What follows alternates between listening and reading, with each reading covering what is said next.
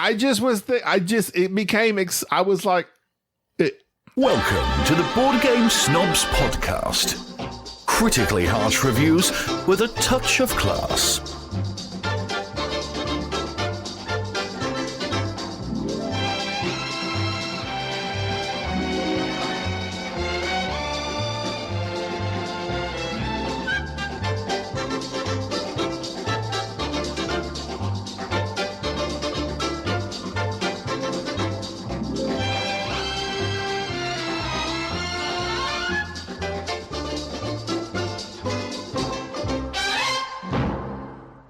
and go. Welcome to the prestigious event of the year, Bienvenidos. the Board Game Snobs podcast, top 25. It is an arbitrary list. This is Jerry, by the way, This is Gaby. the host, co-host. You're the host, co-host, primary I'm host. host. I'm co-hosting this because at this time, I feel like during the lists, there cannot be a star. The list is the star. The list is the star. So I am... The games are the star for once. We are co-hosting on this together podcast. There is no host. There's just two co-hosts. We're both equally hosting. I agree. Thank you. Sounds good to me. And as host of this podcast, As co-host of this podcast. this arbitrary, lackluster, and yet highly useless list, You say arbitrary. What does that mean? I don't know. It sounds like arbitrage. Just makes you sound smart. Arbitrary.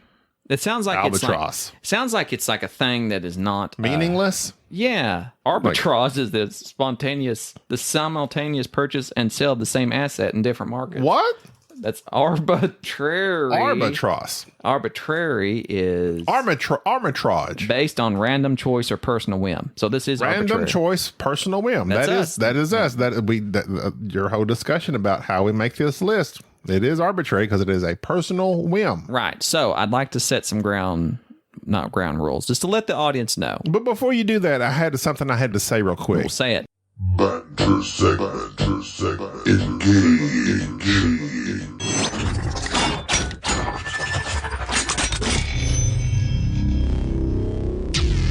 You're never aware of your tongue while chewing You're not. until you bite it. Until you bite it, and it is not Why? tasty. Why? Why is your tongue 99% of the time effectively dodging out of the way? But the instant you bite it, Well, it's because it stays you put for the most part. are exceedingly aware of the location of your tongue thereafter. You're not, thusly. You're not moving your tongue a lot when you're eating. I mean, like you're not moving Yes, it. you are. You're constantly moving your tongue because you're shifting your food around to get in your teeth. No, you just put your tongue up. No, next time you chew, bite your tongue. Then you'll know what I don't know if I can You'll know what bite it's my up tongue. to. I was like, I'm trying to. I bit my tongue. I'm literally, A rare event. literally, it's been, I can't remember the last time I bit my tongue. Oh, you're professional. But I'm a professional. I've been doing it for quite some time. I feel I've gotten pretty good at it. But I was like, this rage went through me and it just made me so angry. I'm like, stupid tongue. But the tongue is me. I'm the tongue. We are one. You bit yourself. I bit myself. And I'm like, how does my brain tell my tongue to get out of the way all the other times? But why did it slip up? What happened? I think it's when you've asked several questions and you've led me down a dark place. Because now I'm thinking there's no other body part that you accidentally bite. It's literally just your tongue. Side of your mouth occasionally, maybe? Yeah, but that's usually due to like maybe some swelling or something. Yeah, your tongue is just... So I'm assuming that your tongue is being utilized for so many things that like your proprioceptive system, it's overwhelmed with feelings and tastes so that you're not thinking about it in terms of it, like moving it. You know what I mean? Like it's supposedly the strongest muscle per square inch, I think, in terms of your body or something like that. Right. But I don't know if that's true. But we'll spread some disinformation about the tongue. Sounds good. Which is odd because I'm using my tongue to spread disinformation about the tongue. Oh. It's very hypocritical, wouldn't you say? Cannibal. No. I'm cannibalizing my tongue while degrading it and spreading misinformation. Maybe tongue. Russian disinformation. I'm rushing with this disinformation out there about my tongue and what it's used for. And people say, bite your tongue when they mean don't speak. Right. But that doesn't But stop you don't. You don't. You just close your mouth. But close your mouth doesn't sound, I don't know. I bit my tongue and I got so angry because it hurts so bad. And I'm like, how is it you manage, tongue, to dodge all these other times? Because, when you're chewing. Why are you holding it responsible? Maybe you messed up. But that, again, it's me. We are one. But there's a thing. I leave that up to my brain to send these signals that it's supposed to do automatically. Just like breathing. But your tongue's not. You don't consciously breathe until you're like aware of it. You're like, but your tongue's not automatic. but it is. No, it's not. I'm not thinking about my tongue when I speak. I don't think. But you use your tongue the entire time you speak. You're not consciously aware of its location and placement. I don't think that it's part of the autonomic nervous system. I don't think that your tongue does just as it does. I think that you use it so much, especially you, that you use it so much that you don't have to tell yourself, move your tongue here to make this. Because there's speech therapy. Like kids that... Well, but that might fall into what I'm saying. When you're aware of it, you're aware of it. But for the most part, you're not. No, I think you're confusing being aware and, well, not confusing, but you're thinking of being aware and also muscle memory. For instance, in speech therapy, one of the things they tell kids is to keep the snake in the cage. So you have kids that pronounce S's. Their S's, they're sticking their tongue out past their teeth. So they say, keep your snake, your tongue, in the cage behind your teeth. So you pronounce words and you keep your tongue, because you just learn how to speak. Mm-hmm. So your dialect or whatever it might be, your what's the term? Accent.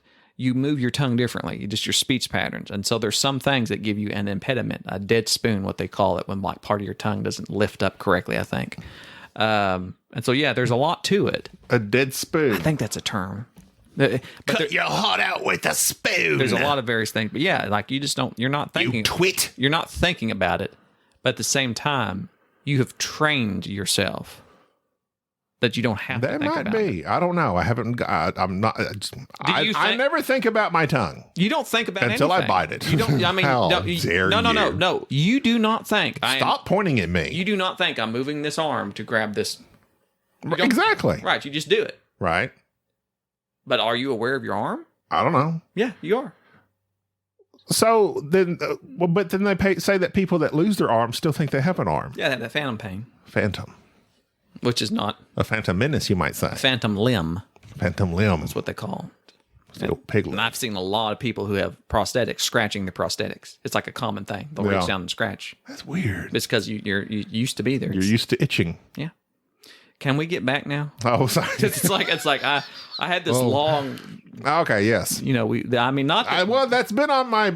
I've had it written down for quite some time. It's been on the tip of your tongue for a long time until now. I had to get rid of it. Well, thank God. So in making this list, I realized that number one, I have a pet peeve about any type of list, especially in the board game community, because people like to go top 10 this, top 10 that, top 100, top whatever, and people love it. Like our numbers shoot up every time we say top 10 whatever. And to me, it's so useless in a way, because how do you come to this reasoning? Like for instance, and I use Mark because he was the last special person we've had on this show. He loves Biblios, correct? That's like his number one game. Mm-hmm. So obviously, when I think of Biblios, I don't think of it being a very complex game. I like Biblios. I think it's a great game. It's weird that I think, well, why does he like that game over this game? Well, there's a simple answer for that. When we make these lists, we're not saying that this game is necessarily better than the other game. All that we're saying is by our feelings, whims, and complete subjectiveness that I like this game more for whatever reason than the one before it.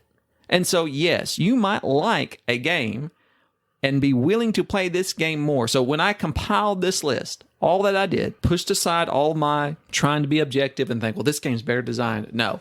So this isn't the top 25 best designed board games or the best board games. This is Jerry likes this game more than that game. And all I did was put these games into Pub Meeple. I put about 50 games into Pub Meeple, whittled it down to about 30 very quickly. And then from that 30, chopped it down to 25. And then from there, essentially, the top. Sensually? It's a very intimate process because you got to massage. The top 5, I knew. Kenny G in the background. Top 5, I shifted around a little bit. Candles. I like Kenny G. You like candles? I'm not I pro don't care. I don't candles. care I'm for not pro fancy. candles because they're a fire hazard.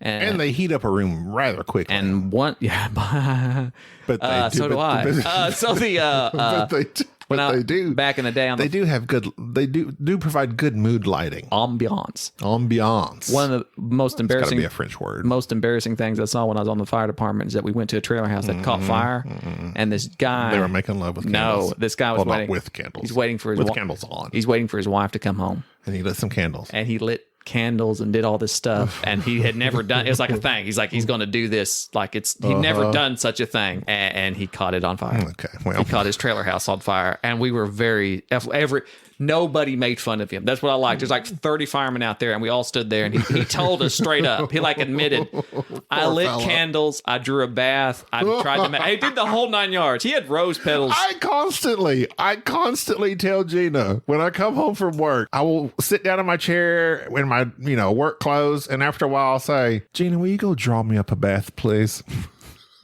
This guy was naked. All right, this guy went all in. And he caught his house on fire, and he just told us, and everyone sat there and thought, man, at least you tried. So, Why do you say draw up a bath? You don't draw it.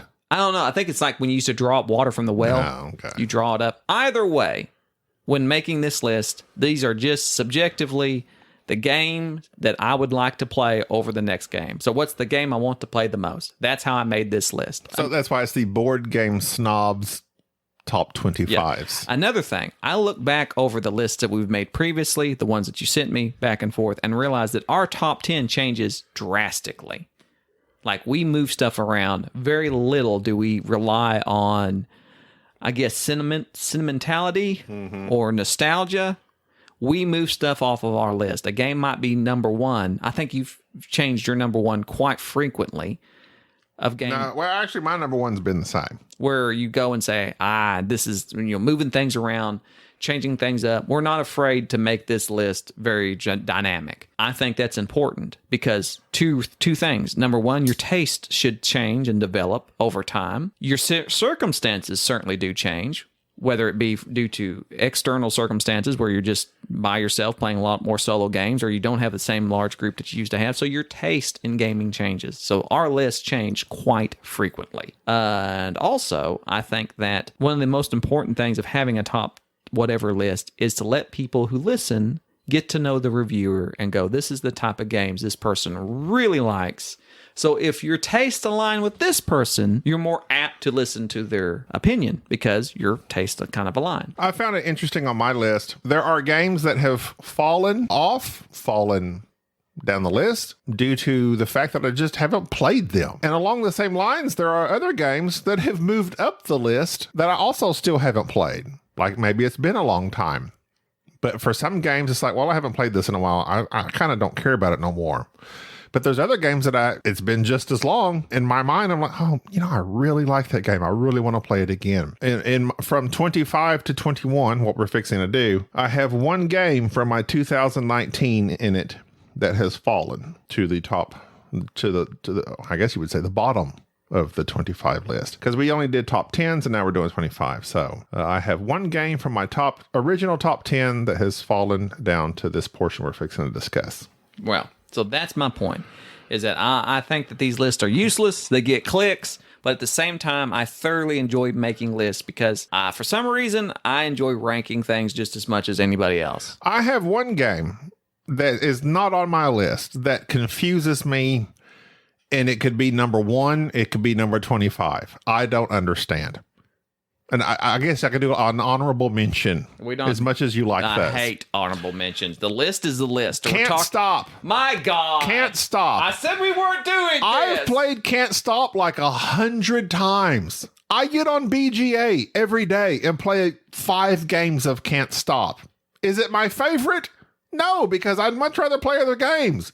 But I also can't stop playing Can't Stop. I love that game. It's one of those games like I don't know where to put it because compared to these others, I can tell you where you could stick it. Compared to these others, no, I'd rather play these other games. I would rather play these 25 games if I had the choice of Jerry's here. We're going to play a game. Are we going to play Can't Stop or my number 25? I like how you did that. Rurik. You like Rurik? Dawn of Kiev. I like Rurik. Kiev? Where is that? Is that Ukraine? Now, they keep saying Kiev, but it's spelled differently than this. That's what's Kiev. confused me. Hang on. Go ahead. Go about your business. That's like K-Y-I-V, and this is K-I-E-V. Go about your business. I'll look it up. Rurik, Dawn of Kiev, come out in 2019, probably after we did our last top 10 list. This game, it says, claim your father's throne, build, tax, and fight through unique auction programming. Auction programming is a good way to describe this game, because that's exactly what it is. That's the mechanism, therefore involved thusly. That auction programming mechanism breaks my brain every time, and just when I think I've done it right, I've said it right, I have not. I've put things in the wrong order, or Jerry has, or whoever you're playing against has done something. It does say country Ukraine. Huh. It is. It says it's right just there. different spellings. That's interesting. It says it right here on BGG. It's the different spellings of it. I love this game for the auction programming. And with that programming comes all the rest of the game. You get these things that give you money, and you can go, it's like fish and all these other things, but it's also area control. You're moving your people, you're fighting your people, you're gaining coins, and with those coins, you can make your auction programming even stronger. That portion of the game is what I love so much. I can't say enough good things about it. Stan Kordonsky Good job, Stan. designed it, published by Peacekeeper Games and 6 more. So Good anyway, job. It's a great game. I love Rurik. I've got the expansion. And have you painted them? Working on it. Almost done. Well, I've got the main stuff painted. okay. Working on the expansion. Look forward to it. Very nice game. My number 25 is a economic game, Stockpile. Really, really like Stockpile. Done by 2 designers, and also 2015 game with artwork by Ian O'Toole, if I'm not mistaken. Really? Yeah, back in the day, back before he was Before he's Ian O'Toole. Now, yeah, back before that. Nauvoo Games was the publisher. Stockpile is a game for which you utilize hidden information. It's one of those games that has the mechanic of you're placing cards out into these various stockpiles by doing the place one upright where people can see one face down, making stockpiles, and then people bid on those stockpiles. And the bidding is not...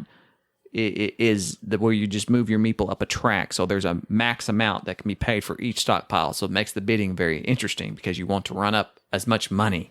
And sometimes you get stuck buying stockpiles that you don't want.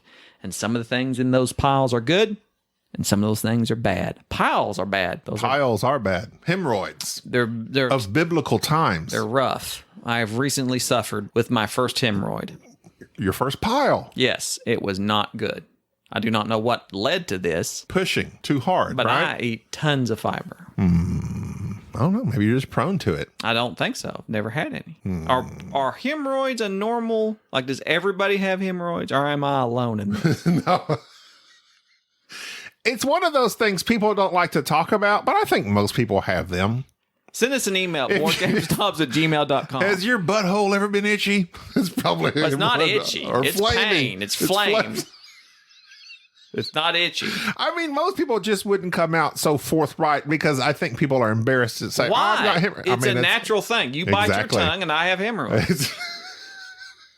I mean, I would assume most people have had them. Okay, so Almost everyone in my life, my personal life, has told me. You're acting really weird about this. I brought No, this up. because it's not that. I mean, I think I feel like you're shaming me. no, I don't shame anyone. Okay, I don't hemorrhoid shame. but you're looking at me very okay. I'm It's just saying, Stockpile is a good game. You talk about a weird turn. That was a weird turn. I like Stockpile. If you like money games and speculation, and it really does have a nice where after you've gained the stockpile, you play the cards. Some of them are stocks that you keep, and then some of them are cards that affect the price of said stocks. And every player has a little bit of information that the other players don't. So you get into inside trading, and there was a recent Kickstarter of it, so it's probably readily available with an expansion.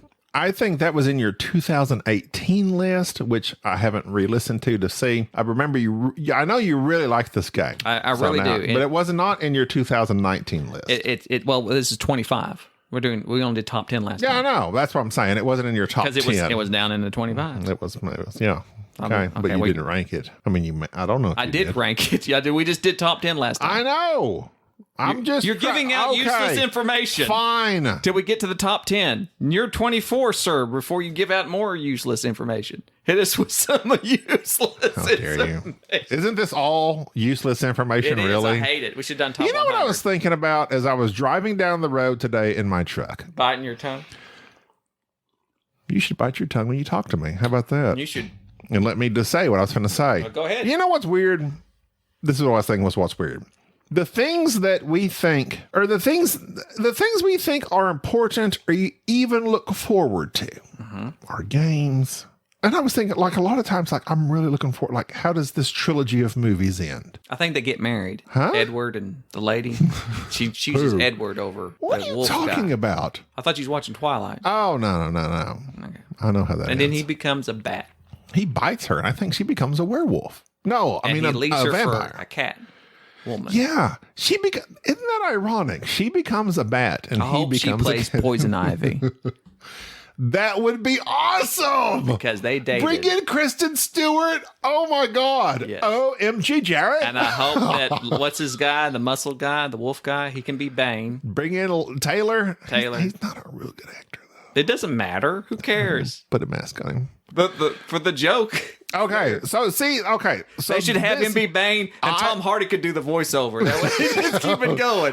You have me really looking forward to this. No, this is sad, but I was sorry. just thinking. And I thought about this. I'm going to weird down. Go. I was thinking about when people die. Like if I was to die, all the things I was looking forward to are completely pointless. Right. They mean nothing. Much like this list.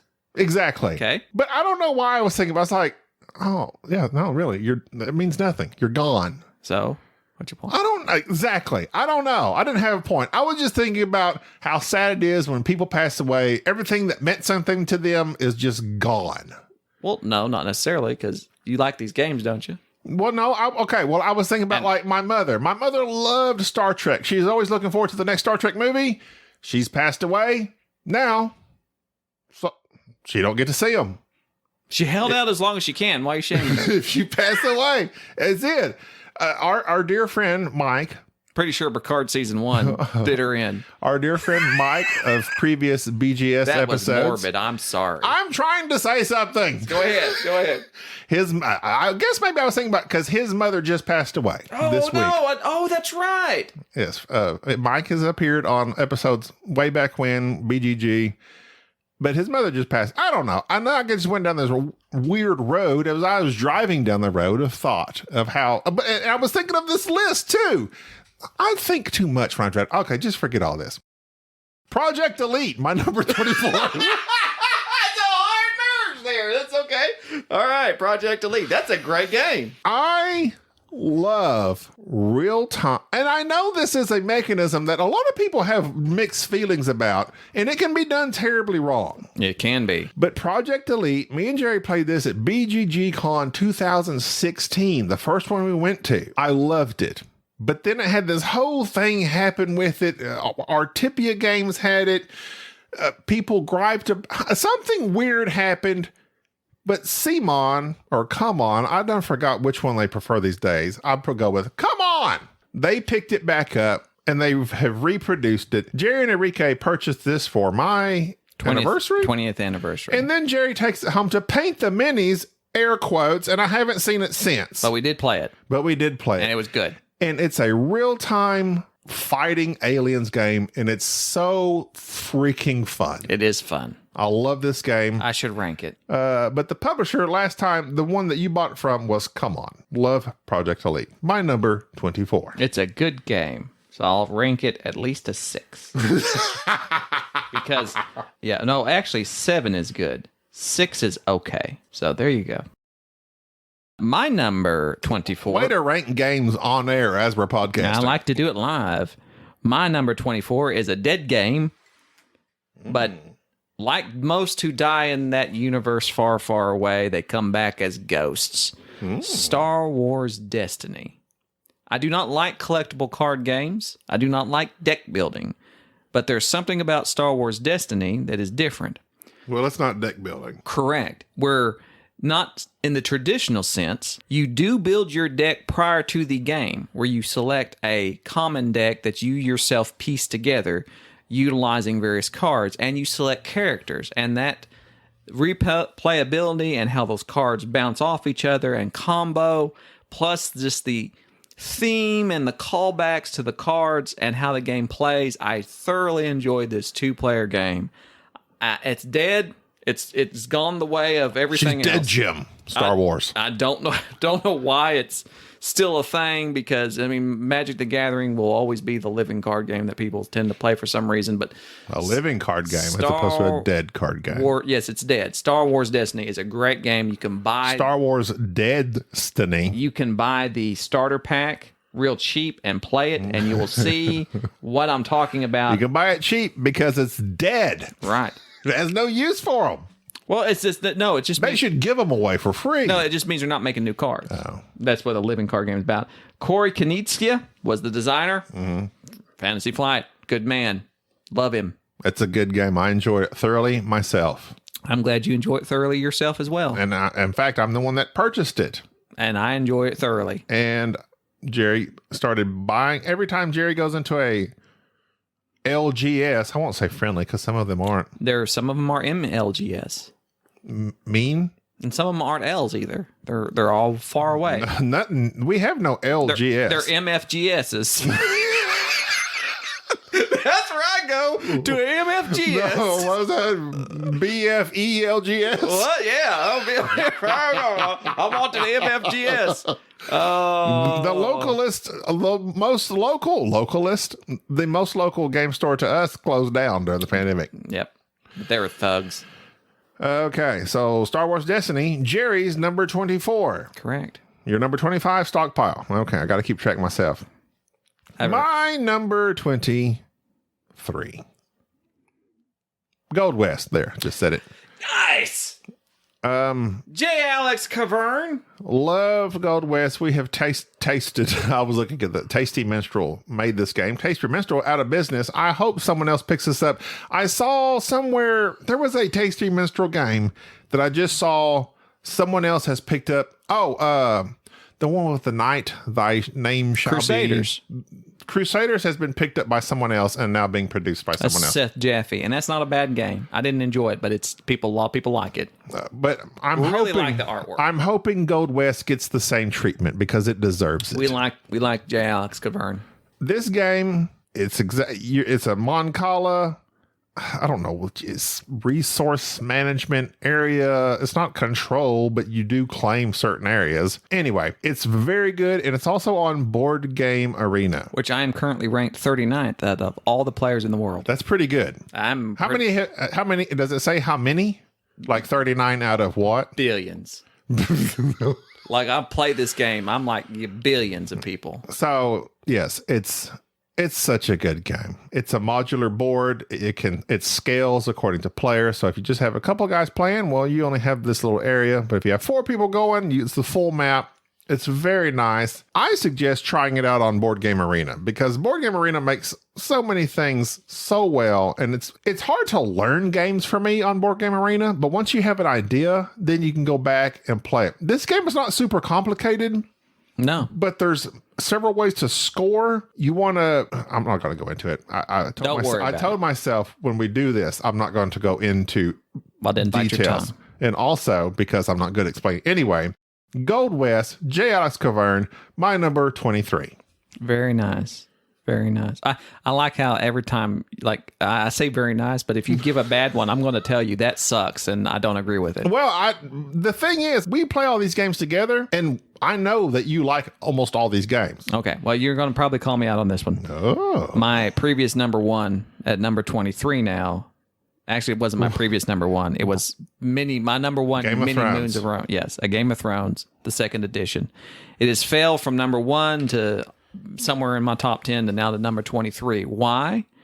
Because it's long. and arduous, but yet it is an event game. And as much as I enjoy negotiation games, it's harder and harder for our group to play them.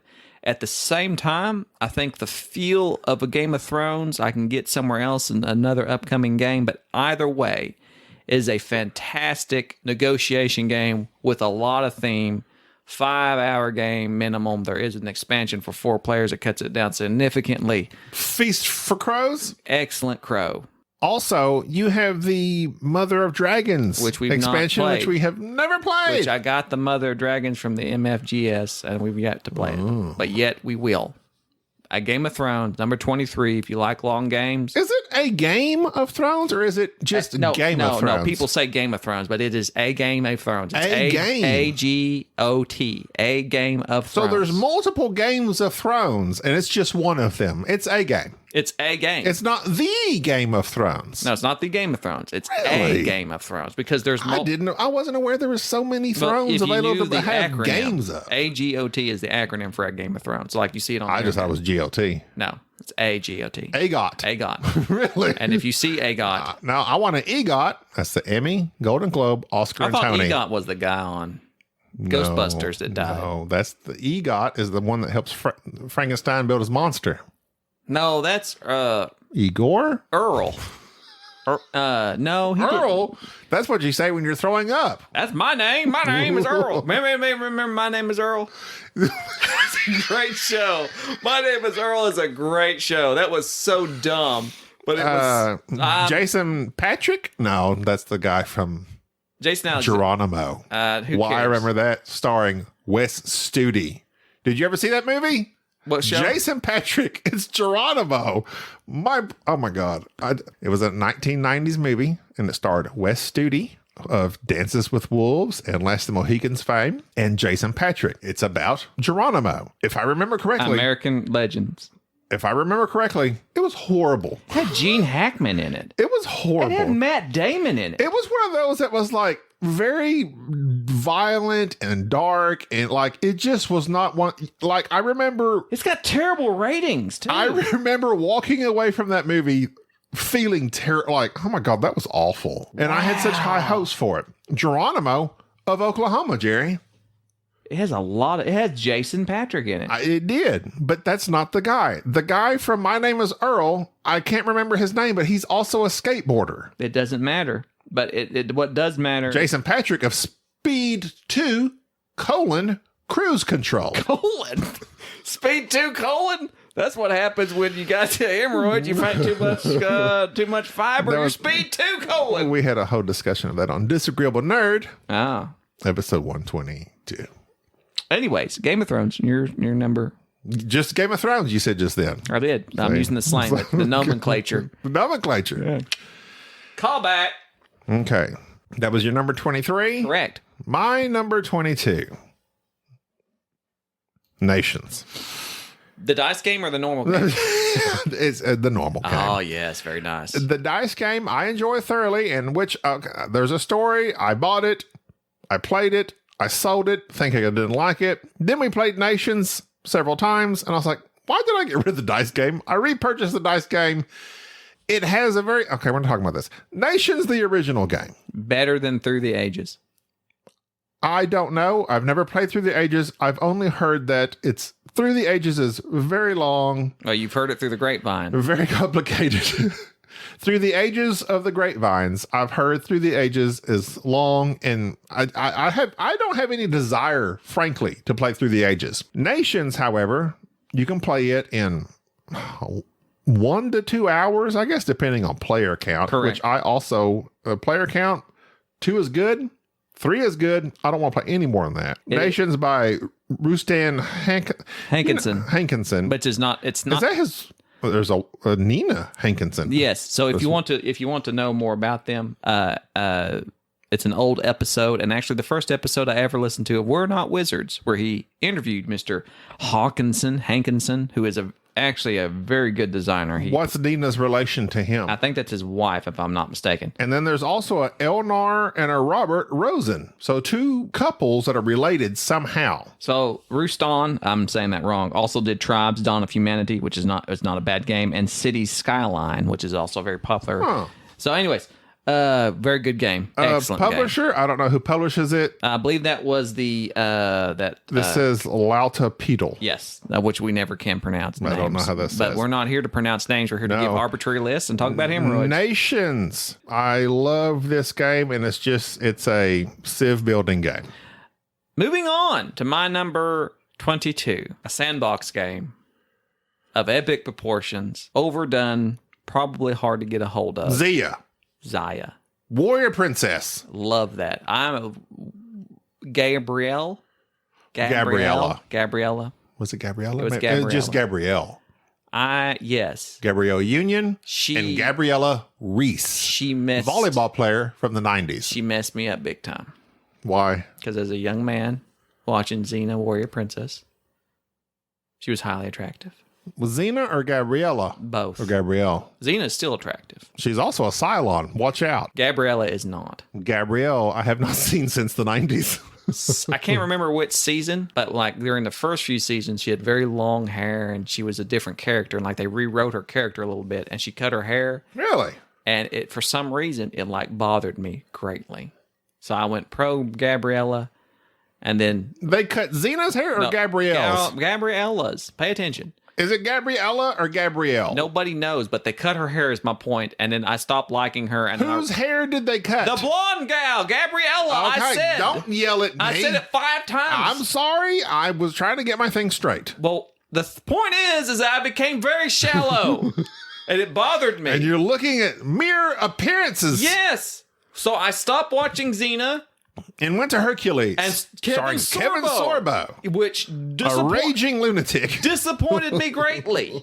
Greatly disappointed me. Zaya, Legends of a Drift System. I was wondering why we were talking about Xena. It's a sandbox space game where your player board is your spaceship. You get to deck it out, build your little ship, and can purchase different ships and fly around and do what you want. You can be a pirate. Love this game. You can be a trader. You can shoot people. It's so much fun. I'll never forget Enrique flying his ship into the sun. No, that was amazing. Overproduced game. Wonderful. Absolutely fantastic game. It's an event game. It's very long to play, but at the same time, the production value is off the charts. There's a... I thought you were going to say off the chain. There's actually a solo version of it as well. There's expansions. It's great, and it's a money pit. But you'll if you're into any type of science fiction and you want to play a Firefly-esque type adventure, please. You can fight. You can mine. You can. Yeah, it's a great game. It's great. Zaya, Legends of the Drift System, my number 22. Go ahead, Gabriella. Which you have no hair, and I love you all the same. But I never knew you when you had long flowing hair. My long flowing locks. You know what? Sadly, that's what my wife, Gina, when she first saw me, she said one of the first things she noticed was my hair. Mm-hmm. Next was my personality.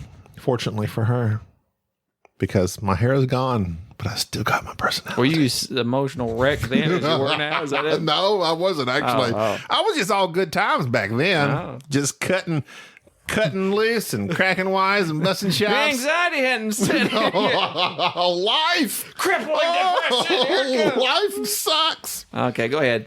Life sucks. Now you're number 20. Gotta move this along. Number 20. But you know who life does not suck for? Who? And poor people's opinions? Those of high society. Oh. High society, previously in my top 10. Fell to 21, huh? I love this game. It's an amazing game. This game, and okay, I will go ahead and spoiler alert, not that anybody cares. Modern art is not in my top 25. I cannot believe that. I like modern art a lot. Nay, I say love it. It might be 27 or 28. Ben Maddox is crying. I love modern art. But high society for me provides you just jump in, you start playing, you start bidding, and it's just like stripped down to the basics of bidding for these cards. And then, of course, the twist It is my favorite light bidding game. of if at the end of the game, if you have the least amount of money, Yes, then you're out. because you're poor. You don't even have a choice. You're not in the 1%. So that twist just puts the cherry on top. But I just love the bidding aspect of this game. And you're drawing these cards and you're bidding on them. And you don't know, there might be a better card coming out. Anyway, love it. Reiner Knizia, strip this down to basics. I love this game. Excellent game. And it's been a while since we played it. Probably the reason it's dropped. Also, it's very light. Very, very light. It's very good. Very good. Very good. I approve of that. And that's going to be my top 5 of my bottom 5 of my 25. Rurik, Project Elite, Gold West, Nations, High Society. My number 21 is by my favorite designer, published by one of my favorite companies, Osprey Games, London 2nd Edition. London is an engine building game with incredible artwork. And again, just like how Martin Wallace tends to make very functional games that are at the same time require you to really manage normally it's resources, but in this case, you're managing poverty in your city. And so as you are playing cards out to your engine and activating them and collecting them and knowing when to overbuild and build more cards and having to push your luck in a sense of expanding your city and when to expand your city and how to get rid of poverty. It's a very simple, straightforward game, but at the same time, it is an incredibly difficult game. Poverty Shallow. It is. London 2nd Edition. It's out there. I see it all the time on various sales. People overlook it. If you're into card games It's really, really good. and engine builders, I highly recommend that people who, for instance, might enjoy talk about Furnace, which is the hot. Imperium was the one that you said. Yes, and all these other games that people tend to talk As about. we were playing Imperium, Jerry's like, I would rather just play London. Just played London. And so that's my challenge. If you like those things, you think those games are all it. London is very, very good. And that 2nd poverty edition. thing is just genius. So that's my bottom 5. Stockpile, Star Wars Destiny, A Game of Thrones, Xayah, Xena, Warrior Princess, Legends of the Drift System, and London 2nd Edition. That's all we're going to do you for. This has been us. But it's a good one. All games, all the time. Board game snobs, that's what we're about. That's what we're about. I got to take my pills. I'm Gaby. And Preparation H. That's Jerry. Bye-bye. Thank you for listening to the Board Game Snobs. Stay classy.